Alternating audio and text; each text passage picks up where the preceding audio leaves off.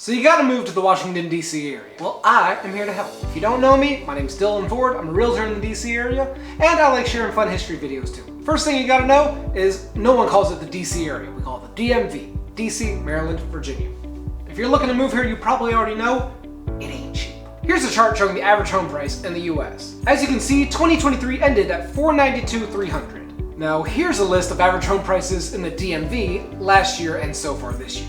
Like I said, it ain't cheap. And I'm not gonna BS you. If you're moving here for work, it probably means you have to commute. And traffic is bad. It's real bad. According to Forbes, ranked number 5 as worst commutes in the country, the average of 37 minutes. Which, to be honest, seems low. I used to commute a lot longer than that. However, we do have the Metro. I wouldn't compare it to, say, the DC subway. It doesn't go everywhere. But if you live along one of the stops and your work is by a stop in the city, it's pretty convenient. But not only that, say you only have to go to the office every now and then. You want to live a little further out. Well, we also have the MARC train and the VRE. In Maryland, the MARC train goes north of Baltimore and all the way out to West Virginia. The VRE in Virginia goes out to Manassas and all the way down to Fredericksburg. I mentioned before the high cost of living in the area. Well, with it comes high salaries. Again, you probably already know that if you're moving here. But take a look at this. This is a list of the top 15 counties with the highest median income in the country. And if you include Howard County, Maryland, which granted is halfway to Baltimore, then half of the top 10 are in the DMV. When you think of DC, no one really thinks of food like you do when you think about New York,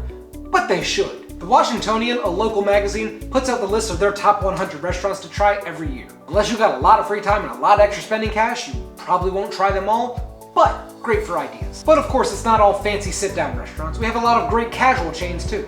We have Astro's Donuts and Fried Chicken, Roaming Rooster, which is fantastic. One of my personal favorites, Taco Bamba. I've spent way too much money at Taco Bamba. Also, they're growing way past the DMV faster. They're opening chains in Raleigh and Nashville. And there's the Great American Restaurants. They own a bunch of different places across the DMV and everybody loves them. Plenty of great shopping around. I'll give you just a few examples. Potomac Mills down in Woodbridge has about 225 stores and over 1.5 million square feet. Tyson's Corner Mall has over 300 stores. It's massive. And Tyson's Galleria right across the street. It's a bit smaller, only 800,000 square feet and about 120 stores, but it's where you go to feel fancy. It's the mall where you're walking down and see an Aston Martin park. Tons of outdoor activities, I'm not gonna list them all, but here's a map from the National Park Service just showing parks in the area, and there's plenty more than just those. If that's your thing, plenty to explore. Lots of museums, of course you probably know the Smithsonian, which has 21 free museums, but we got other options too. There's the Spy Museum, which is as cool as it sounds. Another one in the city is Hillwood Estate and Gardens, the former home of Marjorie Merriweather Post. Sticking with house museums, of course, there's George Washington's Mount Vernon down in Virginia, James Madison's Montpelier Mansion,